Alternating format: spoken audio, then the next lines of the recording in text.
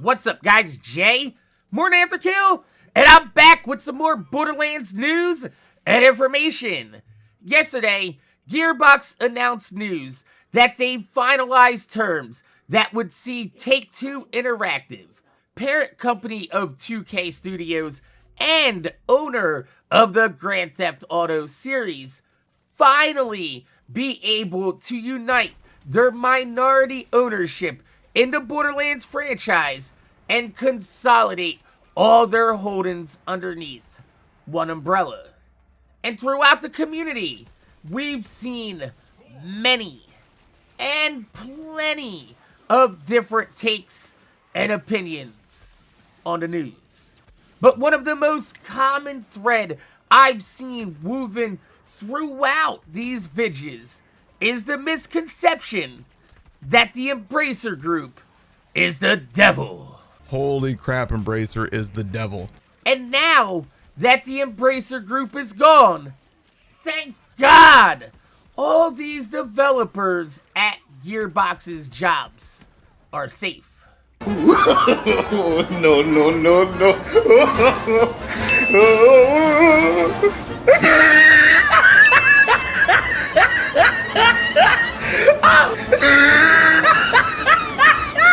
And within the first 24 hours of ownership, Take-Two Interactive has laid off Gearbox's public relations team, as well as countless others losing their jobs, as Take-Two Interactive and 2K already have their own PR, marketing, and publishing team. So does this mean that Take-Two Interactive is now The devil. The devil? Everything is the devil to you, mama! No, not at all. This is standard operating procedures when it comes to business. Take-Two is going to lay off all these superfluous employees prior to taking control of the company, so that these employees' severance checks come out of the Embracer Group's bottom line and not theirs.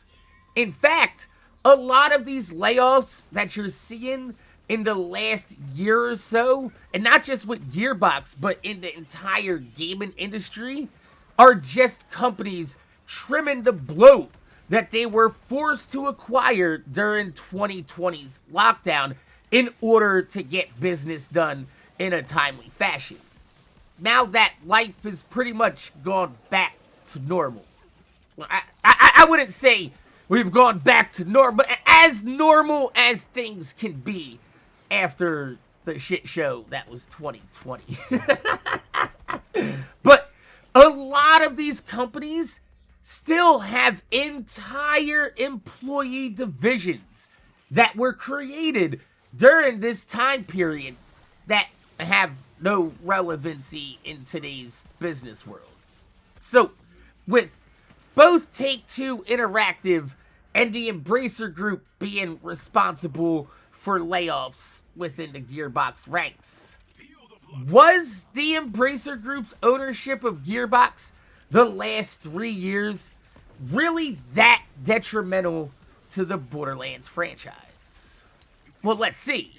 The Embracer Group bought Gearbox in 2021, well after the initial life cycle of Borderlands 3. So, we can't blame the Embracer Group for Gearbox's mishandling of Borderlands 3 at launch. We are not going to put this all on the devs because... But it is on the devs. We also can't blame the Embracer Group for hiring Sweet Baby Inc.'s consultation company to girl boss all over the Borderlands 3's storyline. She's just a girl and she's on fire. And we also can't blame the Embracer Group for Wonderlands, which was released less than a year after the Embracer Group bought Gearbox and was already currently in development during Borderlands 3's lifespan. but it's because they were working on Wonderlands when they came out with DLC 4 and Borderlands 3. And finally, we can't blame the Embracer Group for Gearbox abandoning Wonderland's post-launch content after 6 months, as we've seen them do it before when the pre-sequel underperformed expectations. Nope. Those were all decisions made by Gearbox and 2K Studios.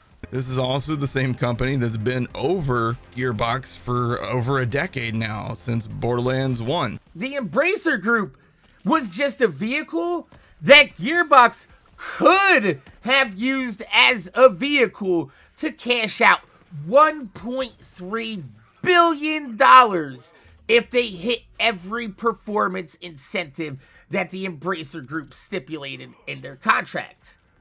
Instead, Gearbox decided to take $150 million of the $400 million they received from the Embracer Group up front to fund the god-awful looking Borderlands live-action movie. All while cheaping out on development costs and time for Wonderlands. It's no wonder the Embracer Group was looking to recoup their money from their purchase of Gearbox. If you paid $400 million for a studio and they broke even for the last 3 years and flushed all their money down the drain on a garbage-ass movie, yeah, you would be looking to recoup your money too. So, my name is Jay. MorninAfterKill. I want to thank you guys for watching. Make sure you guys rate, comment, subscribe. You can really thumbs up on the video. I'd highly appreciate it because it gives me motivation to make more videos for y'all motherfuckers that watch my motherfucking videos. And I know it's easy to point at a multi-billion-dollar investment group and point your finger and say, that's the problem. When in reality, there are only 2 common denominators in this entire situation for the past 15 years. Gearbox and 2K. And now that Gearbox is owned by 2K, it's like I said yesterday. This isn't the worst news in the world. It's business as usual for both Gearbox and 2K. But that's what seems to be the problem. Business as usual for both Gearbox and 2K usually means bad news for Borderlands fans. Let me know what your thoughts are in the comment section down below. My name's Jay, MorninAfterKill. Thanks for watching, and I'm gonna see y'all motherfuckers later.